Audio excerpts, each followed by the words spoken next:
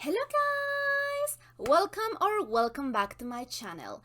I am just a random fangirl, but you can also call me Libby. Today we are going to be finishing a series of unfortunate events.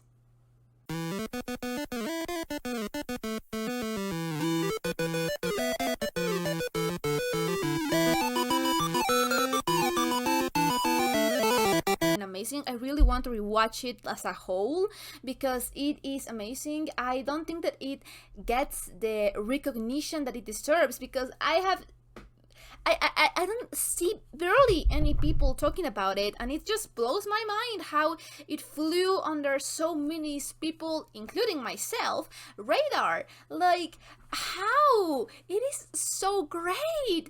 You can bet that I'm going to be buying those books after I finish this because as I was saying like the last time, there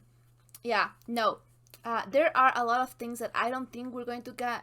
I don't think we're going to have an answer to. I'm sorry, my camera is acting up. But, well, anyway. So, wait. Sorry. Oh, there we go. So,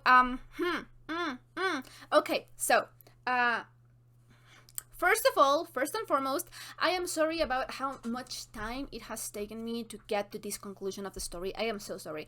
I don't want you guys to think that I don't care about the story or that I am not prioritizing it. I think that it's just the opposite. I really wanted to watch this earlier, and I am so sorry that life just got in the way of me doing the reactions, but thank you so much for your patience and all your support and all your comments, and it has really it has been a really great just journey, this show. I am so sure that I'm going to be rewatching this again and many times because it is just that good. And I am going to be recommending it to anyone I can. But anyway, I am so glad that you guys stick around for this last reaction to this show, and I guess that we are going to have to choose some other shows that are like similar vibes or styles. So if you have any recommendations at all with this kind of vibes or this kind of storytelling, or just something similar, you can leave it up in the comments and I'll be sure to put it down in the next polls that we do over on Patreon.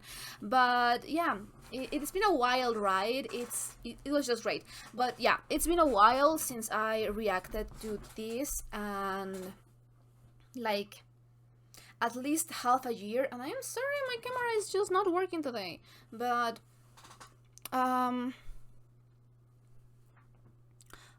yeah, so it's been a while since, so I was actually recording something else. I was recording Naruto. Yeah, I was recording Naruto, and I was like, okay, yeah, let's watch the last episode, but I wanted to make sure that I knew all of the details of what happened, and I didn't remember the details. So I went ahead and watched the last 10 minutes of the episode, and then I was like, no, wait, this is not enough. I need to watch the whole thing over because, yeah, I need to get the vibes again because I know that it was an episode that I really loved. So, yeah, I just went ahead and watched it all again, and oh my god, I just want to watch the whole show again in general. But yeah, so I just watched the last episode again, and first and foremost, tell me I might be crazy because this sounds crazy, but then this show is crazy, so might as well be. But again, call me out if I am just spitting nonsense and this has no fundamentals whatsoever, because I was watching the last episode and I was like truly enjoying it, and how ridiculous it is and how amazing it is and how much social and cultural critique it has and just how things came to be. I really love the flashbacks, so correct me if I am wrong, but I have some crazy theories, and I I rewatched my reaction because I was not sure if I was just seeing stuff in this episode, and I was like, no, surely I would remember this if if this was not something new that I was realizing just now. And I rewatched my reaction, and I don't think that I don't think so. So it might just be me being crazy, because there are a lot of little details here and there that I don't remember, and that's why I wanted to watch the whole show before doing this reaction, because it's been a while since I reacted to the first episodes, so some things are just kind of fuzzy. And I do remember, I think that, I don't know, 80%, 85%, but there are just some details that I am not sure of. So, correct me if I'm wrong, but I'm pretty sure that Beatrice died because of Count Olaf, right? Like, the dress and the party, and he pushed her off a cliff, right? That's how Beatrice died, right? Right? Because I have some crazy theories, and those crazy theories do not work if Beatrice is alive. So, I have some crazy theories, and I just feel crazy thinking about them. I feel like it is not going to be it, because I don't think that I've ever had a theory where I was like 100% right. I think that there are some things that I had kind of right, but it just feels crazy to me because, I don't know, I feel like I'm crazy thinking about it and talking about it, but I was watching that scene and I was like, what? What do you mean? What do you mean? And tell me, maybe I am overthinking things. I do that. I tend to overthink things. So maybe it's just that, because why am I having these theories when I had the story more fresh in my mind? So who is wrong? Me in the present or me in the past? Because I am wrong. I just need to realize if it's me in the present or me in the past. So, okay, I'm going to tell the theory, and I'm going to sound crazy, and you can laugh at me if it's not right, because I don't think it's right. But it was so much of a crazy theory to not say it, because I think that it was just so weird that I didn't say anything, that I didn't realize that something was weird, because in this show, everything is said for a reason. Everything is shown for a reason. You need to find those clues. So maybe I am overthinking this, but I am going to blame the show itself, because it has made me paranoid, and it has made me overthink things to find answers and clues that I wouldn't have, because no straight answer can be given in this show. There are so much questions that I have, and my fear is that I am not going to get any answers. So, I'm going to say the theory, and it's going to sound crazy, but the more I talk, the less crazy it's going to feel. No, I'm kidding. It's just crazy. I don't think that's it at all, but I'm going to say it just in case. So, I was watching that scene with Lemony Snicket and Beatrice, right? And they're saying their goodbyes, and they're saying that Beatrice was the one that actually, not shot, but threw the poison dart that ended up killing Count Olaf's dad, and basically just sets in motion this whole series of unfortunate events, right? And I was listening to that conversation. And I was like, oh, they are so cute and they are so tragic. And I was thinking, what happened to Beatrice? That's when it started. That's when my mind just started to come out with these weird things, because I'm pretty sure that we already know what happened to Beatrice. But I don't want to search for it in case of, spoilers. I don't want to search for the information because I am so scared of getting spoiled. So close to the end, right? So I didn't search anything, and now I sound crazy because I don't remember what happened to Beatrice. Because in my mind, I think that we saw her getting pushed out of a cliff, right? That happens. I am not crazy. I'm not making that up. I'm not mistaking her for anyone else, because it feels like that. Like maybe I'm mistaking her for someone else. I know that happens. I just don't remember if that's how she dies or not. And if that is really Beatrice, because it could be not Beatrice, but I'm pretty sure that it was. So, I am thinking to the conversation, and I am like, I don't remember how Beatrice Dies. That's weird.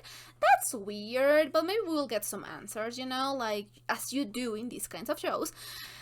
And then he started saying how he loves her and blah blah blah.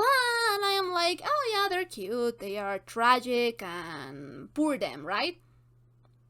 So we got to a point, and I may be wrong, but he starts talking about her allergies. And that is just a cute moment. Certainly the past me thought so, because I was not saying anything at all in that moment. I was like, oh, that's cute, that's sad, boo-hoo. And I am like, maybe I'm crazy, maybe there's nothing going on here, because I sound crazy, I think I'm crazy. So, they're talking about the allergies, and I think right now in the present, when I'm thinking this when I'm watching this like half an hour ago, and I'm thinking, this is weird. Why are we talking about the allergies? And then I'm starting thinking, this is weird. We talked about Klaus's allergies and the Baudelaire's allergies earlier on in the episode for the password. And then I am like, no, I am overthinking this, because I was already forming some crazy connections there, and I'm like, no, hold your horses. This is so weird. This is crazy. Don't be crazy, woman, right? And then he starts saying, and I love you if I never see you again, or if I see you every Tuesday. And I'm like, oh, that's cute. And then he starts saying, and I love you if you marry someone else. And I'm like, this show has some interesting ways of doing your foreshadowing, because yeah, it's been crazy sometimes. So yeah,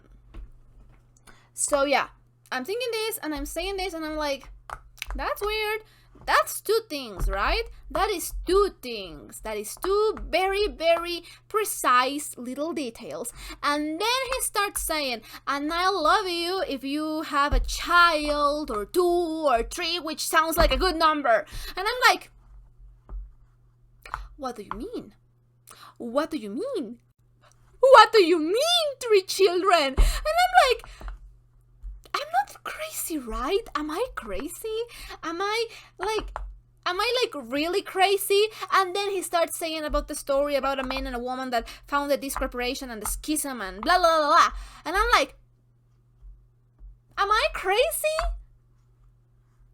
Am I crazy? And then I start thinking, we have never seen the faces of the Baudelaire parents, and for the longest of time I thought that we have not seen their faces, so we could have like maybe a dramatic revelation like the one we were going to kind of have, like we were fake to have on the Lucky Smells, the factory thing that they were working on, and that we got faked out that their parents were still alive when that was really not the Baudelaire parents but the Quagmire parents. And I thought that it was because of that reason to use it in the story later on, but then just time kept passing and I was like, okay, maybe it's just a narrative resource, like stylistic, not to show the faces. And now I'm like, I have never seen the faces. So it could very well be a character that we already know.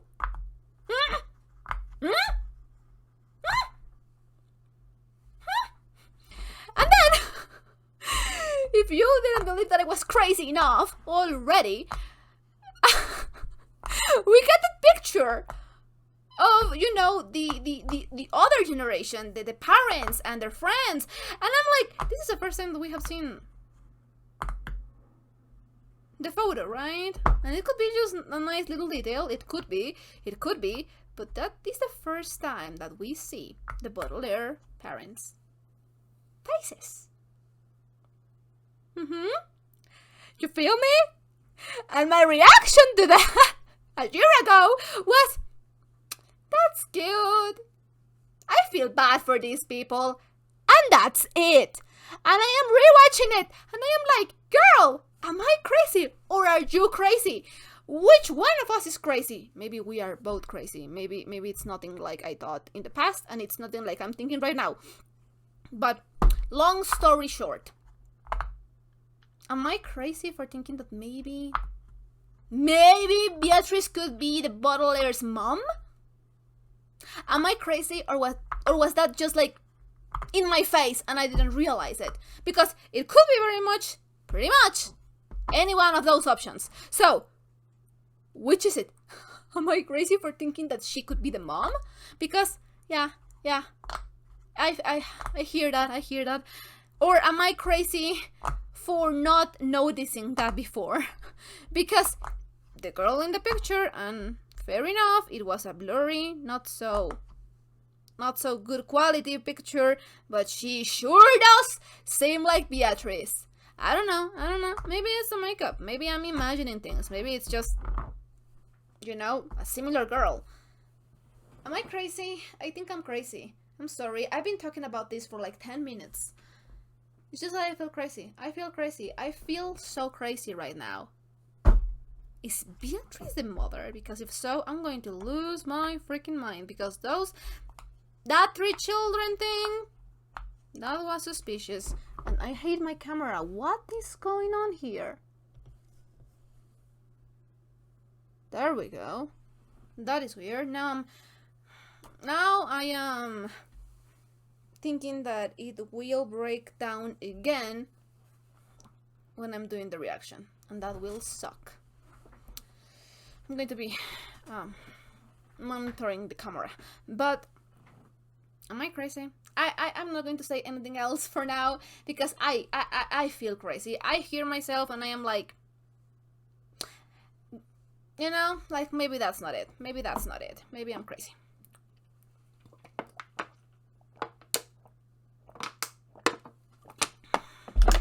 Anyway, so I don't think that we're actually going to get any answers about the sugar bowl. What's in it? Why is it so important to steal it and destroy your group of friends? And the little foreshadowing with Count Olaf just playing around with the spy thingy and almost causing a fire, and his father being, who he is. Some nice foreshadowing, some nice ironies. I appreciate that. I don't remember if I said anything about that on my first time reacting to it, but I appreciate that. I see what you're doing, and I appreciate that. I don't think that we are going to have any answers about Hook, or about Kit, or about anyone else, the triplets that are now not actually triplets, and like, yeah. I don't think that we're going to have an answer to those questions because it is so little time. So the thing is that I think that the story is designed for us to not get all the answers. We are like basically seeing the story being told with Lemony Snicket as a narrator, and he doesn't know a lot of the story, right? He doesn't know a lot of the story, right? So maybe there are some things that we just will never know. And I hate that, and I love that, but I hate that. So yeah, I rambled on long enough. I just, anyway, I'm so hyped for this reaction. I was watching the episode, and I was like, this show is so great. And I never forgot that it was great. It's just that, yeah, oh god, it's so great. So if you're watching this on YouTube, this is going to be a highlighted reaction, but if you want to catch the full-length, uncut, unedited reactions, I am going to leave you my Patreon account in the description box down below, and feel free to check it out. We are a bunch of episodes ahead in there as well, and I think that's it. So without further ado, let's just jump into this reaction, shall we? Who else found something to share? You call this a colony? Just a bunch of yutzes. You mean yurts? And their tents. I don't know. Seem pretty relaxed to me. Found an accordion. I found a small black statue of a sea monster. I found some castaways. This is our facilitator, Ishmael. Don't call me Ish. I'm Violet Baudelaire, and these are my siblings, Klaus and Sunny. And that man is a He threat knows to who everyone on this island. they are. I claim this island and these children in the name of Count Olaf. Now get off my throat. Well, I prefer not to. I've never heard of Count Olaf. Anyone who is not a bearded old coot on a desert island knows Count Olaf is very famous in many prominent theatrical circles. Sure you are. Now that you mention it, I did see that name in a review that washed up. Yes, it called him a ham. Island, I'll take the children. Okay, that didn't go. Oh. Ow! Alonzo, bring me the bird cage. I think we found a use for it after all. Is he going What to kind fit? of monster Okay, he stuffs is. someone into a bird cage? Well, you. Oh, it's the same What are you one. looking at, Pipsqueak? Take him to the seawall. We have no room for bad apples here. Bad apples. Wait. Baudelaire, you can't let these people take me away. Not when I know secrets about... Ha. Interesting. So yeah, So tell me, how do... I don't trust this. It's a cordial made of fermented coconut. Ah. I'm not sure we like the taste. Do we have to drink it? Well, I won't force you, but we don't have fresh water here, so if you don't drink it, you might die of dehydration. Well, Ishmael, Oh, call me are Ish. you sure we're safe from Count Olaf here? You could escape the cage and find the harpoon gun or... Something worse. Bunkers. Oh, you don't have to worry about that.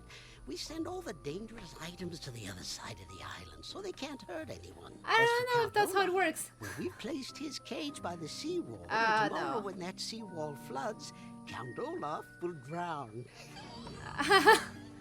Okay, yeah. Isn't that cool? So, okay, a couple of things. One, placing a very dangerous man in a place where all the dangerous things are does not sound very bright to me. If we know something, Count Olaf is going to, have a few ideas with that, which is why we love him. And the second thing is, okay, this is definitely a place that is related somehow to the organization and to the tattoo on Count Olaf's face, right? Like we have seen that symbol many times, and it's a prominent symbol in the story. So I don't trust this place. Either they are good but incompetent people that are not going to be of help, like we have seen many times in this story, or they are not so great of people, which we are seeing here. They were talking about a moral compass and doing the right thing, even when they were going to push Count Olaf away in the sea. But yeah. Interesting. They don't have the same moral compass that they do, which is going to cause some frictions, I'm sure. And yeah, I don't believe at all that this island is safe and secure and happy, because that's not how the story goes. And these people being here, weird. And the fuzzy memories, even more weird. But what do I know? I just have a 3-season experience with this kind of stuff.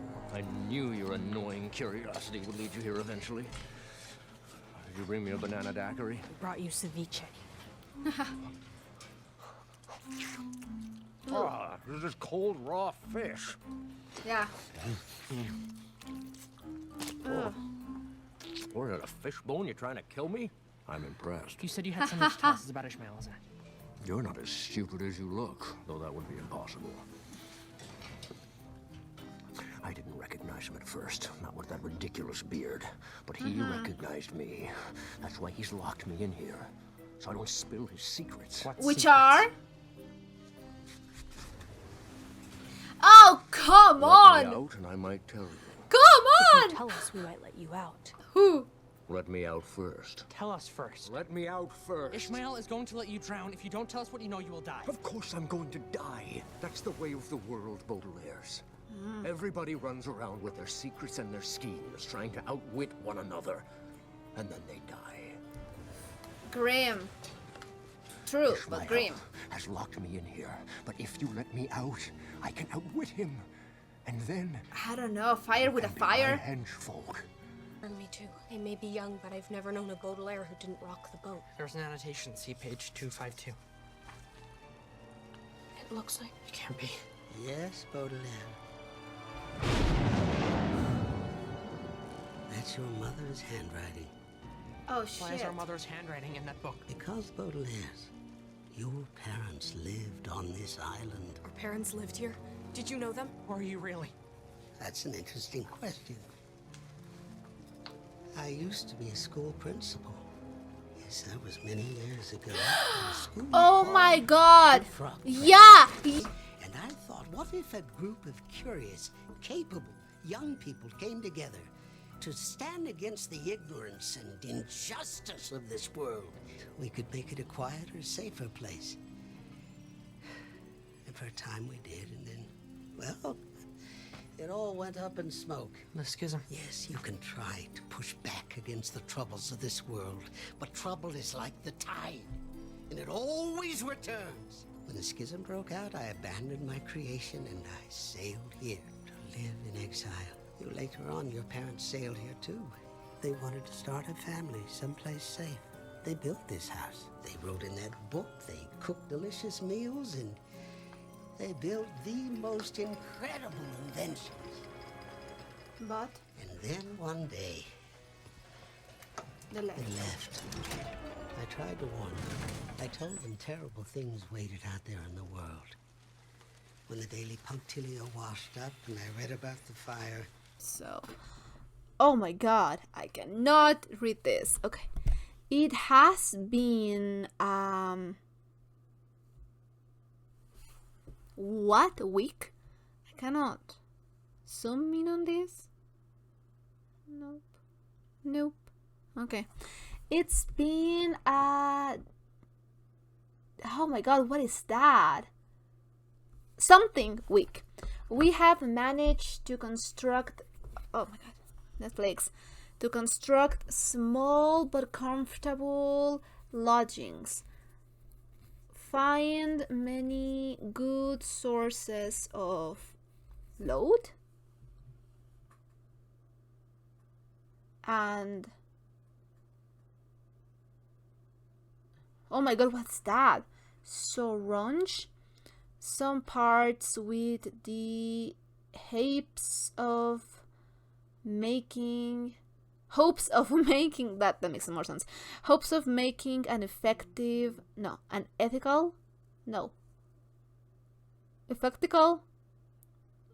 electrical generation. I'm sorry, I cannot read this handwriting. Our homes are made of a strong but flexible bamboo frame. This is plenty of bamboo here on the island. We then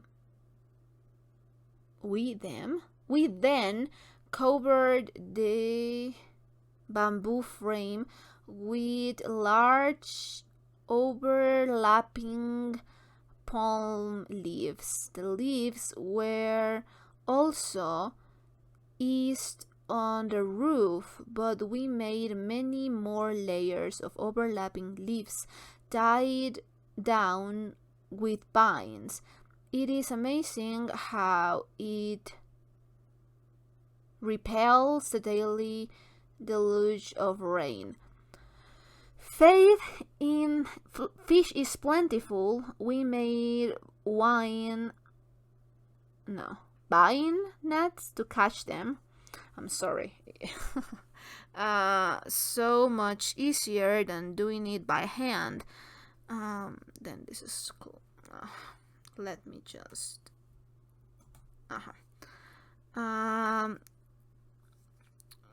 With something mashed with coconut milk. It is delicious. Served it with.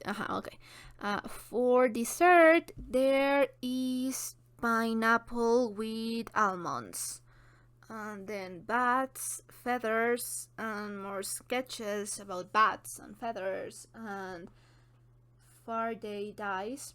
The island is home to many species of bats. Okay, that is going to be important. There is an abundance of fruit bats attracted to the variety of fruits growing here. This group contains many subspecies. Bats evolved to best access the fruits of choice.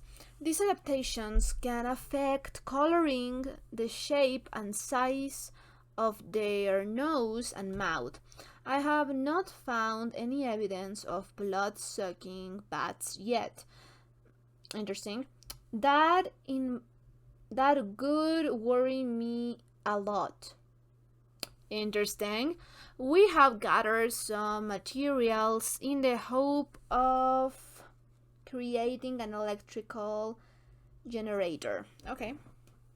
Baudelaire, you seem agitated. Why don't you have some cordial? We won't drink any cordial, and neither should any of you. We read about fermented beverages in this book, and they're an opiate. Nothing wrong with Ah! an opiate for the people. Ishmael's trying to control you. That's why nobody remembers your lives before the island, and why nobody ever wants to The leave. Baudelaires are confused. Yeah, that's what I thought.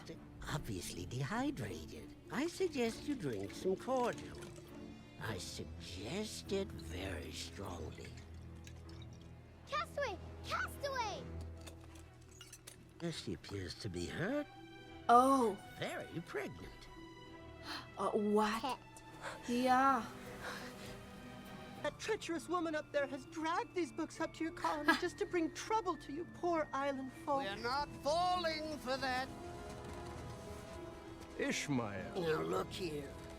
As a decent person, I never presume someone's gender. But you're trying to manipulate my decency, so take off that ridiculous disguise. You first, Ish. Oof. Get him, babe.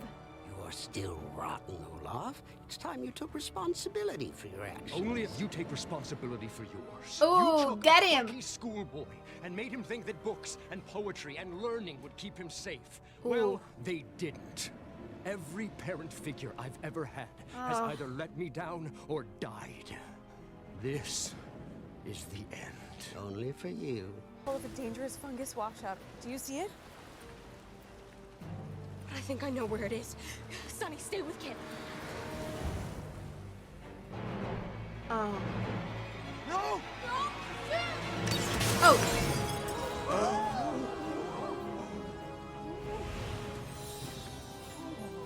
You harpooned me. Well, you started it. You literally started it. It doesn't matter who started it. Those spores are the Medusoid mycelium. I feel something weird in my throat. Yes, that weird feeling is a poisonous mushroom that is infecting you with its deadly spores. It's deadly? We need horseradish. It's the only cure. Or wasabi. There aren't any spices on the island. This is my moment of ultimate triumph. At last, I have everything I have ever. To stop Count Olaf from releasing the Medusoid mycelium. We haven't failed yet. Tell me, what happened at the hotel? Do you have the sugar bowl? We failed there too.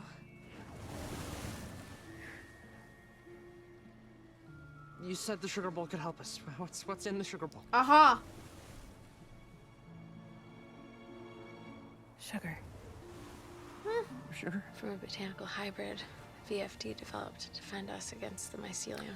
I thought that was horseradish. Horseradish cures you. The hybrid immunizes you. Baudelaire's, I failed you. I told you I would come back to the hotel. But then I saw an SOS signal from a self-sustaining hot air mobile home. Duncan and Isadora. Oh. Do you know where they are? Are they safe? I don't know. My submarine got attacked before I could reach them. I'm so sorry. We're sorry too. We helped Count Olaf burn down the hotel. Sometimes you have to fight fire with fire. When we fight fire with fire, the world goes up in smoke. Dewey says that. Tell me, Baudelaire's, is he safe? Well. Dewey's dead.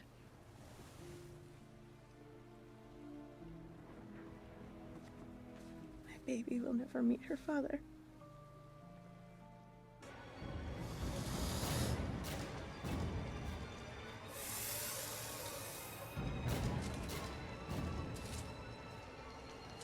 I must be hallucinating from the mushrooms.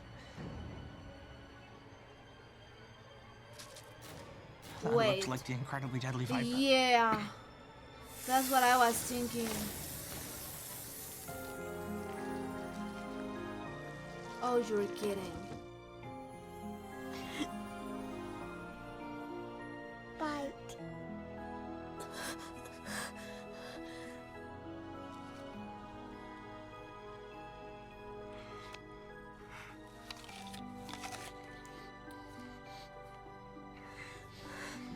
Wow, the Viper.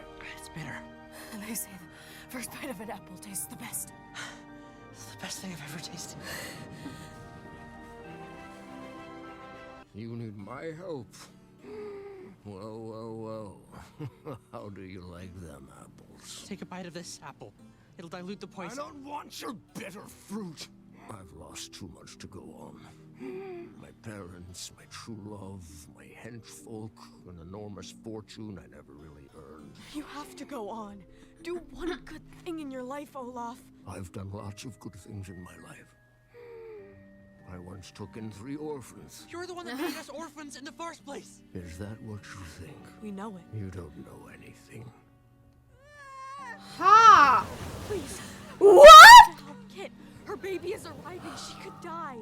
Oh my god! Ah! My Ah!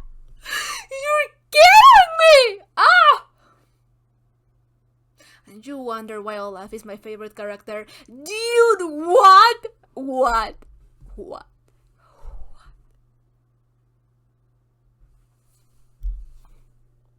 What do you mean?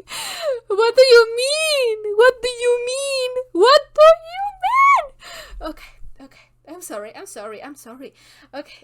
I'll try to calm down. I am literally at the edge of my fucking seat because what do you mean? What do you mean he's not the one who set the fires? I mean, was it... Maybe...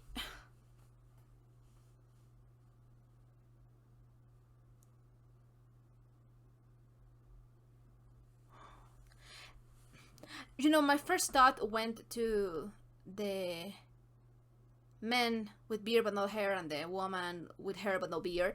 And oh my god, this is why I should rewatch it, because I think that there are so many details. Because for now, it was totally confirmed that it was, you know. What do you mean? I'm not even saying that he's a good person. I'm not even saying that he's a decent person. I am not saying that he took them out for the kindness of his heart, that he was a good guardian, like, at all. But interesting. And the way that his eyes lit up when Kit was mentioned, he still loves her. It's so complicated.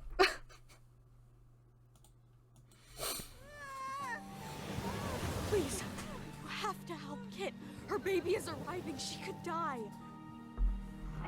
Kid might die. Give me that.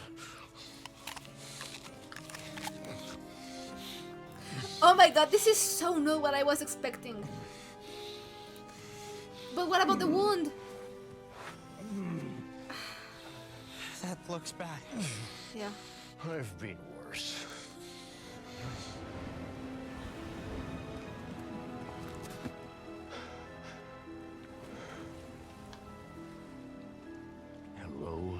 Hello.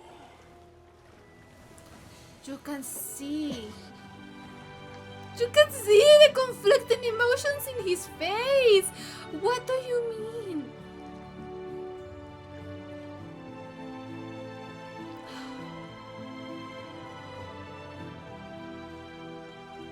Why is this making me so emotional? So, I haven't apologized.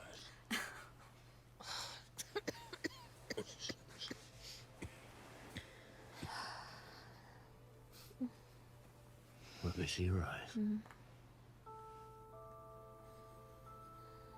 The night has 1,000 eyes, and the day but one. Yet the light of the bright world dies with the dying sun. The mind has 1,000 eyes, the heart but one. Yet the light of a whole life dies when love is done. I never forgot you. You hurt people. yeah. When people hurt me. All over now. What's that thing your brother used to say. Man hands on misery to man. It deepens like a coastal shell. Get out as early as you can.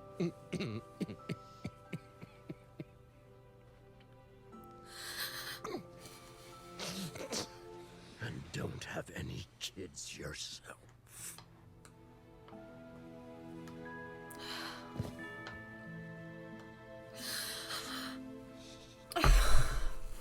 Why am I crying buckloads?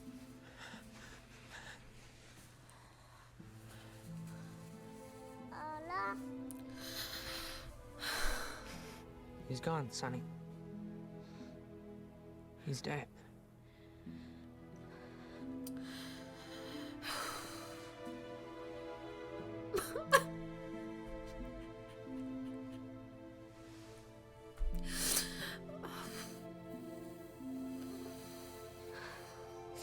You're so kind. I just can't.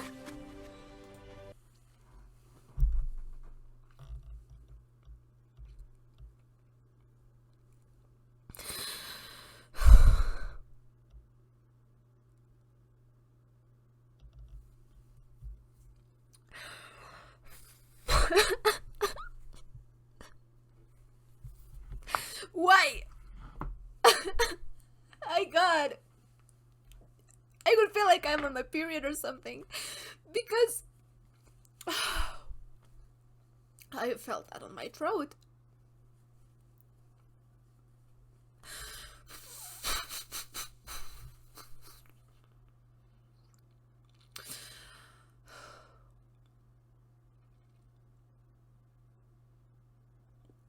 Oh my God, that hit me like a truck.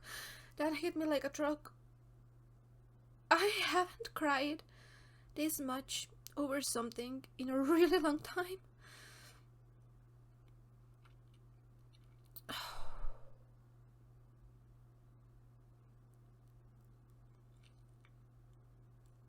Like, I cried, but I haven't cried like ugly crying, like whimpering crying, like feel it in your throat crying. Oh my God, I'm so lucky that this is the last thing that I needed to record today, because my makeup is going to be shit. Oh, I just needed a moment. I just needed a moment. So, the thing about Olaf is that, yeah, I am so very aware that he's a terrible, awful person that did a lot of terrible, awful things. But there were so many moments where you just couldn't help but feel bad for him. Even when you know better.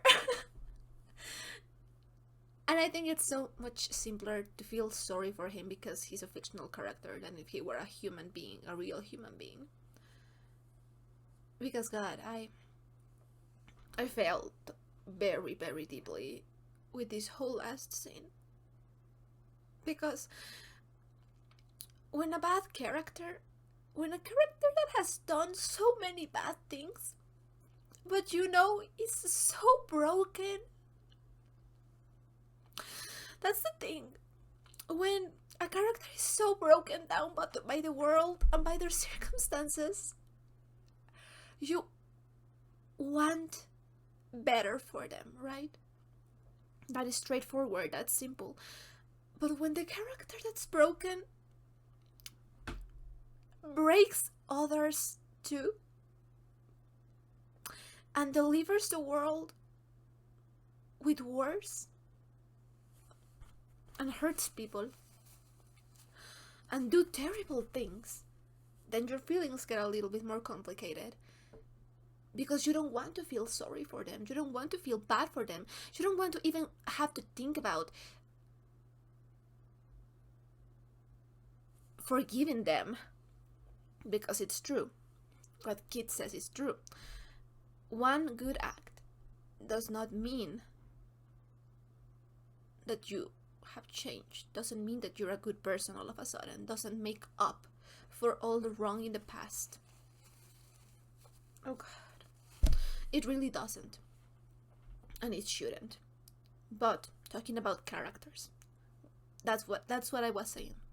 When a character that's so broken that you cannot help in certain circumstances to feel sorry for them, but is so charismatic that you cannot help but to adore, but it's so downright evil that it's just so nuanced, and you also cannot stand by their decisions, then you have a whole mix of emotions.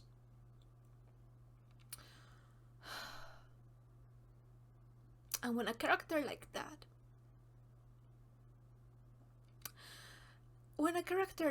is willing to make one last thing, as selfish as it may be, to help someone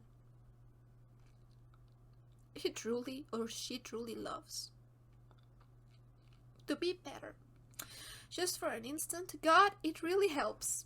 It is a really smart writing. And that is the thing, right? I think that I've talked about that before, but I have feel, and the story has said outright many times before, that the way that Olaf is right now is an act. It's very much a persona that he's portraying, and is irredeemable, right? Like, he knows it. He's not looking for redemption. That is not the point of this story. The point is not if it is a redemption arc or not, because one good action does not make a redemption arc, right? It is not the point. The point is not redemption. The point is... I totally forgot my point. The point is not that he does at the very last moment something redeemable. Is that he lowers the facade and the persona for a moment there at the end. Because we have seen him so many times just playing and being this person that it's like illiterate and dumb and stupid, and in his stupidity he's a genius, right? But that's where the difficult part starts, because what is the reality and what is the act? He has said many things, like he said in this episode, that poetry and literature and knowledge does not solve the world, and that is very true. That is a really sour and mean and cruel message that a lot of people learn, and it's so sad that they have to be in the circumstances that break them, and then they start breaking others as well.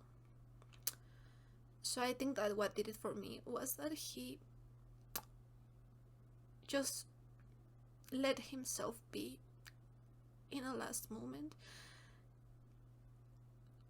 and he was still his flashy, sarcastic, dramatic self.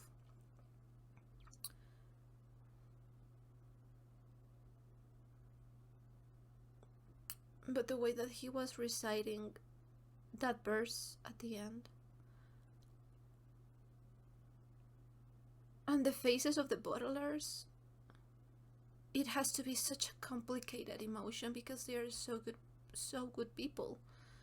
To feel bad in the end for someone that hurts you so much, it is not easy.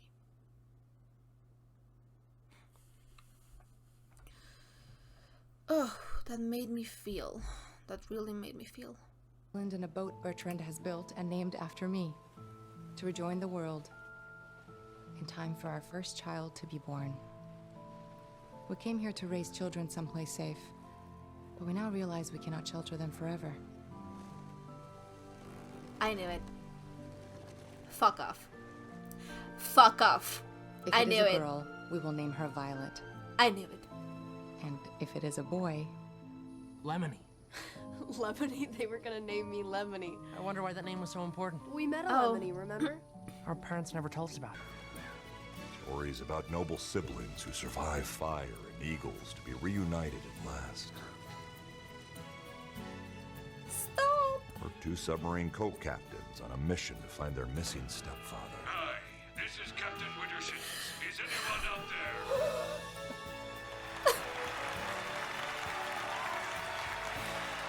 Or a troupe of actors finding personal and artistic fulfillment. At least for a night. I've even heard of a brave snake who swam a great distance to carry an apple to a certain outrigger. Though, of course, there are still unknowns.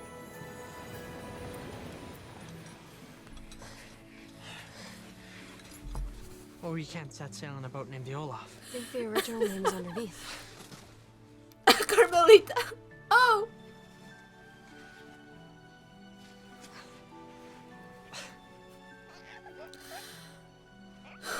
That's right. That's your name. It was our mother's name, too. Are we ready to do this? If we wait until we're ready, we'll be waiting the rest of our lives. Come on, Beatrice.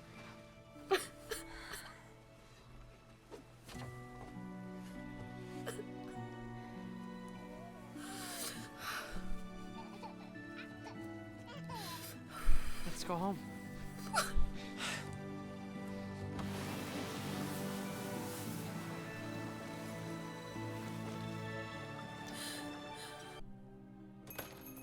Mr. Snicket? I'm your niece, Beatrice Baudelaire, the second.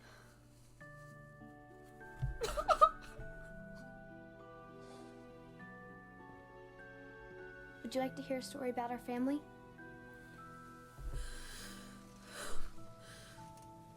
I would like that very much.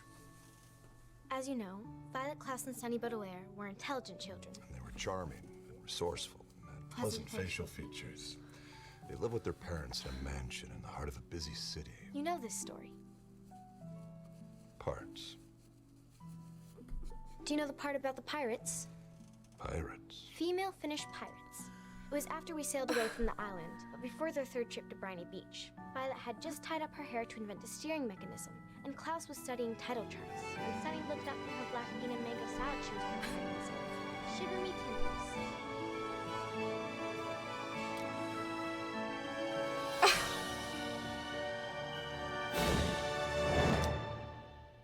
Shut up. To see me ugly cry so much.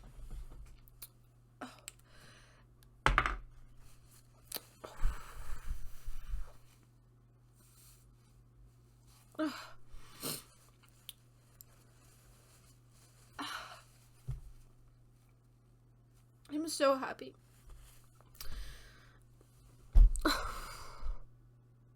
I am so happy that the remaining people got to have happy endings as well. And that we got actually answers to everything. I didn't think it possible. I will never again doubt it. I am spent. I really am spent.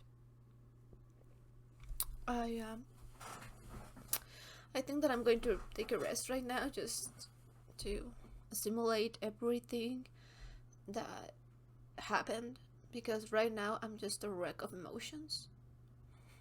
I'm just a wreck of emotions because I really didn't think that we were going to have a happy ending here.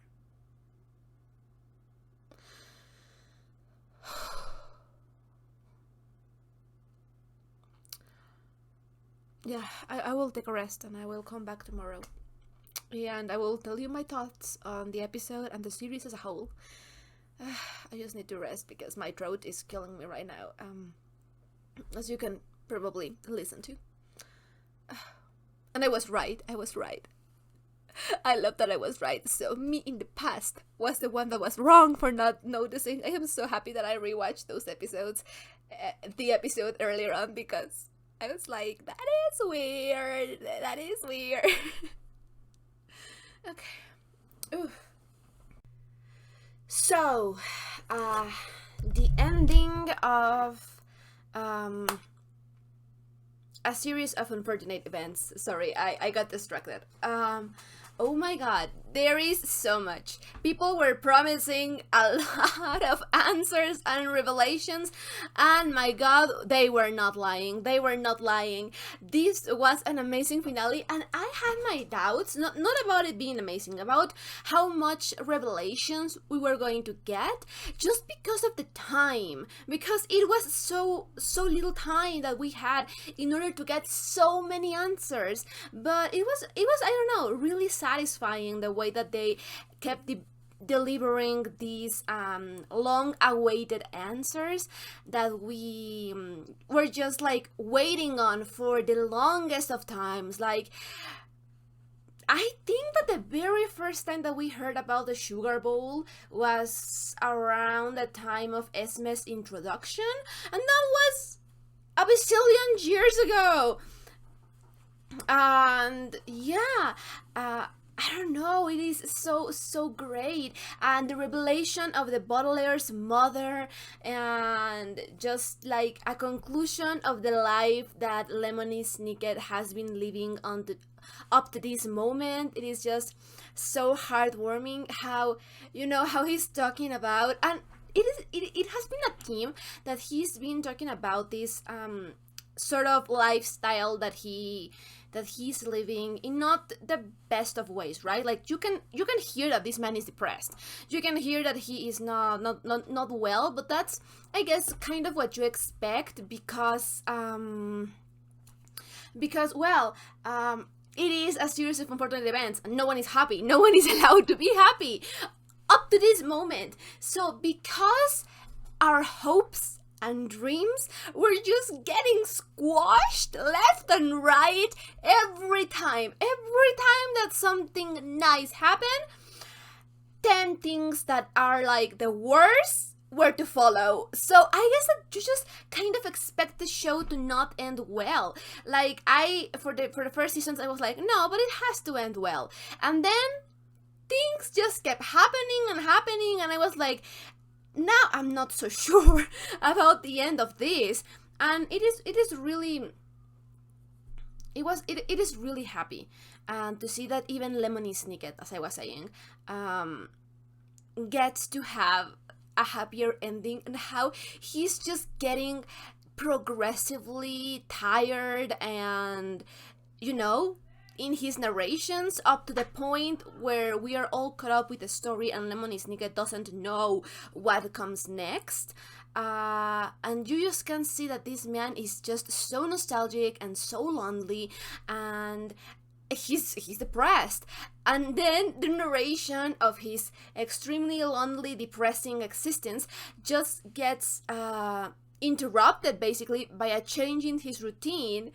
And yeah, it was just amazing. I really loved it. The Baudelaires really deserve good things. I would love a continuation on just to know, you know, like, of course I am so attached to these characters that I would love to see what they were up next when they left the island, and just their stories about raising a baby and making a comeback. Like, you know, they do have a trust fund to fall onto, even if they don't really need it. They are really smart children, and they could make probably their own fortune in their own ways. But I'm wondering, you know, like, did they go back to their house and rebuild it from scratch? Did they kept on looking for answers on the organization and their parents? What happened with the trial, you know? Because, yeah, technically the trial was a whole, you know, the trial was not trialing, but technically they are technically still fugitives, because technically I guess that they did kind of murder Dewey, so like technically they should get that straight to clean their names. But like, again, these are just like the thoughts that I have, because we got so little time with them actually being happy and free that I don't know, I just wanted more. And yeah, it has just been such a long time coming that the Baudelaires are finally happy and safe. that it really makes me emotional. It really makes me value everything that I have, because these kids went through so much and I love them so much, and it really made me happy to see that they were not letting their story on so much of as a cliffhanger as I was expecting. And you know, just seeing them happy, and that was really nice. Also, to get more answers about, like, in these few episodes we have been getting a lot of answers of the past, and because like they have been referencing that night in the opera house so many times, and I guess if you watch all of my other reactions again, I have so many theories on what that was, because I think that one of my first theories was that Count Olaf was, like, I don't know, kind of performing, and it was going to be like his biggest role, and then they did something maybe not on purpose and they ruined it, and that's why he was so bitter. Like, I think that was my first theory because of the things that we knew about Count Olaf in the beginning. I'm so sorry about my cell phone. I'm going to, yeah, but there we go. And yeah, so, you know, having the answers of what actually happened as more and more parts of the truth begins to resurface, that is great. That is amazing. And the thing is that there's still story left. Like, there are a lot of things that you just can imagine and are left not completely open, but openish. Like, a lot of the things about the organization that are not completely answered, but you can realistically make a lot of just educated guesses on why the everything of every character. I don't know. This is one of those shows that you want to rewatch at least 2 times in order to catch the most you can about it. And yeah, so that was my thoughts on the last episode. It was just so amazing and so emotional in so many levels. Sorry, I haven't drank water. I'm going to do that after this recording, but but yeah, it was just so emotional. It made me cry a bunch of times. And again, like I was saying in the episode itself, Count Olaf is such a fascinating character. And now I'm going to start talking a lot about just the general story and the ending, because ever since we meet him, I was already down, you know, like I already knew that he was going to be one of my favorite characters, because as you guys know, I really enjoy antagonists and villains. They just have more flair and style, and they are usually so much fun even when they are terrible people. As I always say, the major sin for me with a character is not that they are evil. It's not their moral code. I don't really care about their moral code. Like, from a you know, story perspective and just analyzing them, yeah, it is really great to analyze why the characters are the way they are. What I mean when I say that I don't care about their moral compass is that it is not a requirement for me to like or dislike a character. Like, you know, if they have a really messed up moral compass, I take it as even more of a reason to like them, because it means that they're complicated. It means that there's a lot to analyze and a lot to discuss. And people are complicated. So yeah, I love me a good villain. Not all villains, like, I do have my lines. You do anything against an animal and no, you're in my shit list. That's how it works. What I say is that morality is not something that I take into account with liking or disliking a character in fiction, right? But I heard this and it really stuck with me because the people said that the major sin a character can do from a story point perspective is being annoying. It's not being evil, it's being annoying. And you can just take a lot of examples on characters that follow this exact mold and are more hated than most evil characters, and it's because they're annoying, or it's because they are way too close to reality and you feel like you know them. And yeah, it is really interesting. I do want to write books someday, so I have studied a lot and I continue to study a lot because there's a lot that I need to learn on how to construct characters and stories. So I don't know, it just fascinates me.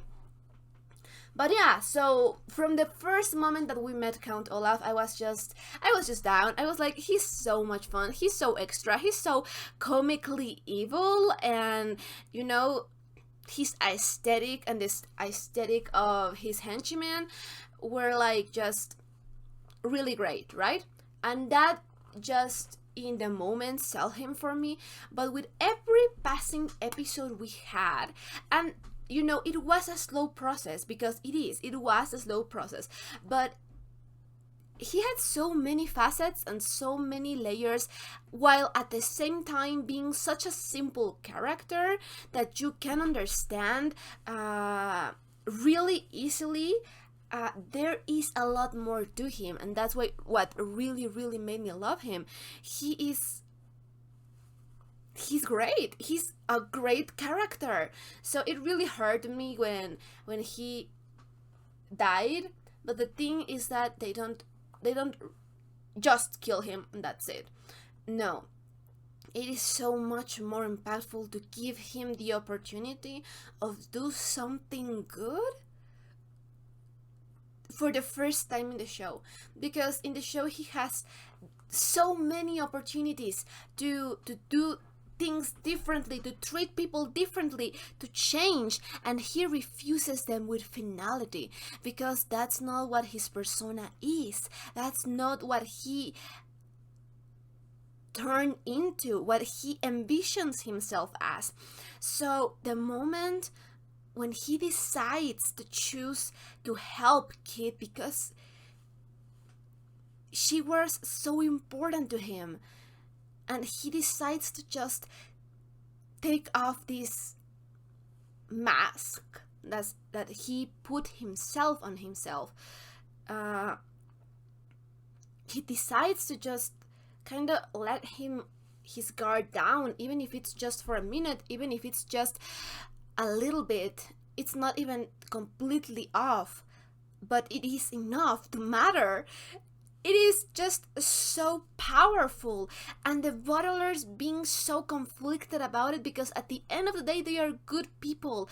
They don't wish death, you know, they wish for justice. They wish for, realistically, Count Olaf to be in jail, you know, rotten in jail, but they don't want to get their hands dirty. They don't want to cause that much, you know, as Count Olaf did. And they are so, you know, their expressions at the end when he dies, and it's like, I think that it's a mixture of relief and just complicated feelings because, yeah, it is the death of a person, and they are witnessing a side of Count Olaf that they hadn't really seen before, and they are just kind of realizing that even bad people have stories. Bad people are not just the persona that they present themselves as, which is really, really complicated because he made their lives miserable. He killed a lot of people that were important to the Baudelaires. So of course they should want his blood. Realistically speaking, they should want him dead. But it is so complicated for them because for the moment, and the whole revelations that they are getting, you know, that the organization is not as black and white as they think, that Count Olaf in a lot of ways, even if it's not completely, but in a lot of ways is a product of his environment, is a product of the world, and just having to come to terms with that, and having to come to terms with death, and having to come to terms with that the only constant in their lives, even if it is a shitty constant, even if they hated what it did to them, even then, Count Olaf, for the longest of times, was the only constant in these children's life since their parents died. So yeah, I do think that they are going through a whole range of emotions to, you know, to actually at the end just be relieved and having their lives back, which, oh my god, I can just only imagine. So yeah, Count Olaf remains one of my favorite characters, one of my favorite antagonists in general, and yeah, it has been really great. For the story itself, I really like the way that it's told, because there are a lot of little not exactly cliffhangers and not exactly plot twists, but yeah, there are a lot of plot twists, and the story is just really compelling. The story is amazing. I'm going to read the books. Again, if you guys want me to read the books in, you know, a reaction series of something, do let me know, and I will do my best to make that happen. I already have my eye on a particular edition of the books, but I'm not really sure if it's in English or in Spanish, but it doesn't matter. I can get the story in English. So yeah, I just loved it. The characters are so vivid and so different and so eccentric, and you know, you just fall in love with them. They are the adults, the way that the adults, and I have already talked about this before, but the way the adults are just either evil or useless, it is such, you know, you come to expect it. You come to the realization that nobody is going to be able to help these children. Like, they are all alone in this and nobody is going to help them, and that is just such a grim realization that you need to have. And even when the adults are trying their hardest to be the users, to be of use, to actually do something good, they are still useless. And the thing is that I think that that's pretty realistic. It is realistic in the sense that a lot of adults are just useless. And I am not saying that to shame on them, like, I could be considered an adult already, so I'm just saying that when you're a kid, you have this perception that the adults around you are going to solve everything, and then they have all the power and all the answers. And then you grow up and you realize that they are just as lost as you are. And that is part of growing up, because nobody really knows what we are doing. So yeah. And the aesthetic of the show itself, the setting design, the costume design, it is one of the most amazing and unique ones that I have seen. It is just so unique. You could just show me any, you know, any picture of any frame of one of the episodes, and you could definitely tell just from one look that it's from this show, because it is so very much recognizable. So I really enjoyed it. All in all, it was a fantastic story. It is probably going to be one of my favorite stories in general. I give it a 10 out of 10. I don't have any complaints. I would like even more answers than I have, because it is such a rich world. There are so many characters. I would love a spin-off of any of the characters that we had, because even the hench people make you fall in love with them. It is really interesting. Like, I would love a spin-off of Esme and Carmelita just being the pain in the ass of everybody, and a chaotic mother-daughter duo, because I love them. I would love to see a spin-off of Mr. Poe just being the most incompetent banker and whatever you want to put him on, and just you know, his relationship with multiple clients. That would be amazing. I would love a spin-off of the organization and the heydays and all of the people that we get to see but younger and how they got there. That would be amazing. I would love to see more of the hench people and Count Olaf, maybe the earlier days. I don't know, that would be great. You know, you can take any character you want from this and you can make a different story, a side story, a prequel even, because there is just so much meat to this story. So yeah, I just loved it. I just loved it. And it makes me feel kind of empty now that I have actually finally finished it. But yeah, it was just amazing. So, if you enjoyed this reaction, please leave a like or a comment. Anything you want would be highly appreciated. And we'll be seeing each other on another reaction. Bye!